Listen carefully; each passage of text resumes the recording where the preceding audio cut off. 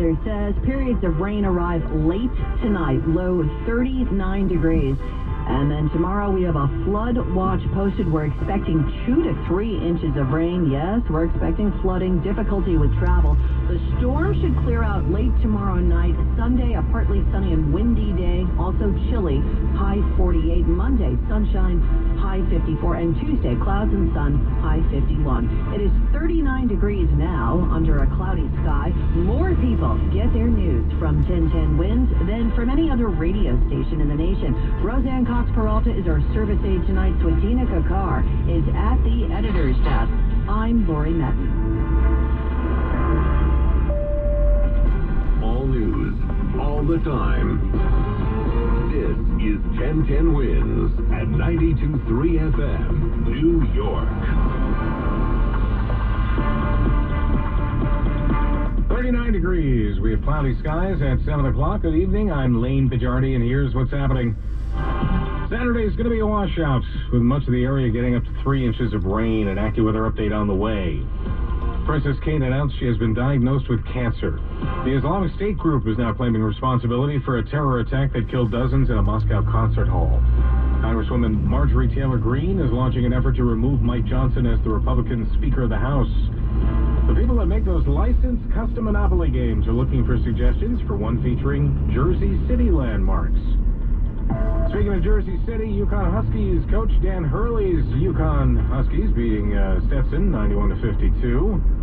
That's redundant and repetitive. And I'll rewrite it later. AccuWeather says on this Friday night, mostly cloudy. Rain arrives very late, low 38. When and where and how much on the way. Winds News Time 7:01. Traffic and transit. Here's Greg Wright. Well, here's the Cross Bronx. This is just awful. You're Bronx here, 3rd Avenue, bad. One car still there in the right lane, and this is making a bad ride worse back to Jersey. 20 to 30 on the upper, 15 on the inbound lower, and the longer this sits there, the worse it's going to get on the inbound George. Outbound, southbound, Henry, Hudson, northbound, west side, your winners. Lincoln still 20 in, 10 out. Holland, outbound covered roadway, slow inbound Skyway, MS. Newark Bay, better either way.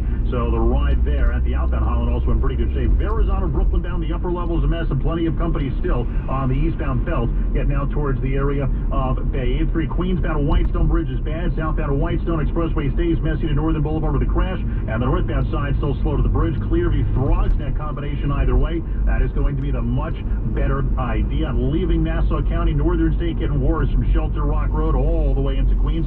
Slightly better on the Long Island Expressway. Traffic is sponsored by New York State Free File. I'm Greg Rice, 1010 Winds on 92.3 FM. For a truly free tax filing experience, use the New York State Free File program at tax.ny.gov. There are no added costs or hidden fees ever. Filing your tax return is fast, easy, and always free for eligible taxpayers at tax.ny.gov.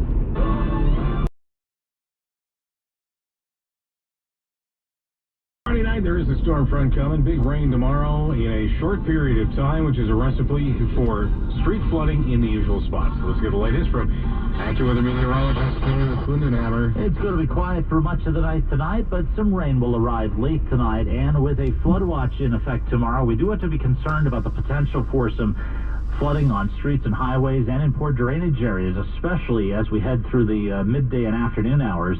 It's going to be breezy at times as well, and there could be difficult travel to contend with. Before all is said and done, there could be 2 to 3 inches of rain. We do dry out, though, for Sunday. 2 to 3 inches of rain. Not great, Bob. Lock it into 1010 Winds for AccuWeather updates around the clock. Meanwhile, the shocking announcement today from the British royal family. After weeks of silence from palace officials, it's now been disclosed that the Princess of Wales is being treated for cancer. In a released video statement, Kate says the cancer was discovered after her successful abdominal surgery in January. My medical team therefore advised that I should undergo a course of preventative chemotherapy, and I'm now in the early stages of that treatment. It's been tough on the family for the past couple of weeks, she says, but she adds, for others out there facing this disease, in whatever form, please do not lose faith or hope. Tom Rivers, ABC News, London. The princess did not reveal exactly what kind of cancer she is fighting or what stage doctors have told her she is in. Kensington Palace not answering questions, saying this is a private matter. Dozens killed in a terror attack inside Russia. The Islamic State group is now claiming responsibility. Multiple heavily armed gunmen opened fire at one of Moscow's largest malls. Video circulating online shows at least 3 attackers firing automatic assault rifles among crowds inside a packed concert hall. Russia's FSB intelligence service says at least 40 people have been killed and 100 injured so far. A huge fire has broken out. A part of the mall's roof has reportedly collapsed. This is already one of the worst terror attacks to hit Moscow in many years. Patrick Regal, ABC News. Reaction at the White House? The images are just horrible. National Security spokesman John Kirby unable to offer more information on who might be behind the Moscow mass shooting, but warning all Americans there to avoid any large gathering, concerts, obviously shopping malls, anything like that. John Kirby reminding the world that Russia has inflicted unprovoked deadly force on Ukraine for more than 2 years. Correspondent Andy Field again, 65 of that report. The Islamic State group is now claiming responsibility.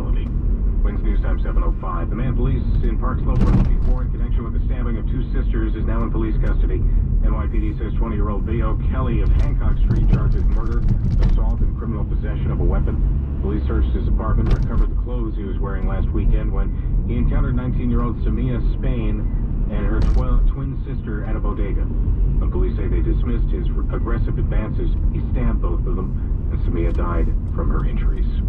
The squatters wanted in connection with the murder of the Kips Bay apartment owner have also been apprehended. The superintendent of the building at 206 East 31st Street said he was relieved to learn the 2 alleged squatters had been busted. Oh, absolutely. It feels like a weight lifted off your body. John Pompey said they have to be brought to justice. A regional fugitive task force said the 18-year-old female from the Bronx and a 19-year-old male from Washington Heights are the 2 people who were taken into custody. The NYPD says they are the squatters accused of killing Nadia Patel and then putting her body in a duffel bag. The apartment had been vacant for a few months after Patel's mother died. Patel flew to New York from Spain to prepare the apartment for someone to live in. Carol DeUria, 1010 Wins at 92.3 FM in Kips Bay. Well, the die is cast with Joe Biden and Donald Trump already securing enough delegates to win their party's nominations for president. But still, New York Democrats and Republicans can weigh in as early voting begins during Saturday's monsoon ahead of the state's April 2nd primary election. Connecticut also votes on Tuesday. The New Jersey primary doesn't come around until June 4th. Donald Trump could be getting a financial lifeline from Wall Street. The parent company of Donald Trump's Truth Social is being merged with Digital World Acquisition Company, a publicly traded shell company. The former president's stake in the deal could be about $3 billion. He owns 79 million shares that currently trade around $42 each. Trump is currently facing a large court judgment in his civil fraud trial, nearly $500 million. Digital World Acquisition notes that Trump would be entitled to vote in his own interest, and that may not always be in the interest of all shareholders. And there's an expectation the social media platform will continue to operate at a loss. I'm Jackie Quinn. Wins News Time 7:07. Yesterday, Senator Bob Menendez said he may run as an independent candidate for re-election in November. Now another scandal-starred politician making an independent run. Former Congressman George Santos says he's leaving the Republican Party and will now run as an independent. The seat currently held by Long Island Republican Nick LaLota. Santos was not seen as likely to pose a serious challenge to LaLota's bid for the GOP line, but he could be a thorn in the side if he is on the ballot and participating in debates and actively campaigning in a race that will include a yet-to-be-named Democrat to face the Republican incumbent. House passage of a $1.2 trillion spending bill that would avoid a partial government shutdown tonight has sparked calls for the ouster of House Speaker Mike Johnson. Angered by the passage of a massive spending measure that most Republicans didn't support, Georgia Congresswoman Marjorie Taylor Greene has now filed a resolution calling for Speaker Mike Johnson's ouster. We need a Speaker of the House that knows how to negotiate, knows how to walk in the room, knows how to hold the line. It's not clear how soon or even whether Greene's resolution would come up for a vote. But if it does, some Democrats are saying they'll do for Johnson what they didn't do for Kevin McCarthy and vote to keep him in the job. Stephen Portnoy, ABC News, Washington. Twins News Time 7:09. Traffic next. Now this message: injured? Don't miss. Call Chris. Law Group 718-561-1111. Hi, it's Chuck Devine with SnowCountry.com. Power through your spring at Lowe's with Ego, the #1 brand in cordless outdoor power. Lowe's knows home improvement. Fresh snow and colder weather throughout the week keeps our ski season going strong at the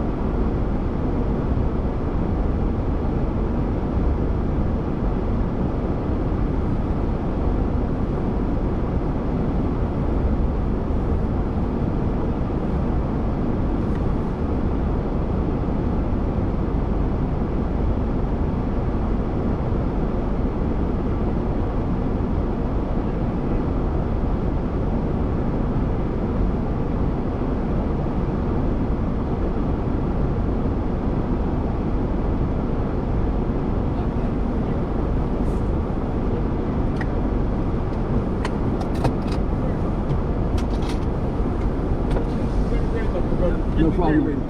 Very ready. You're welcome.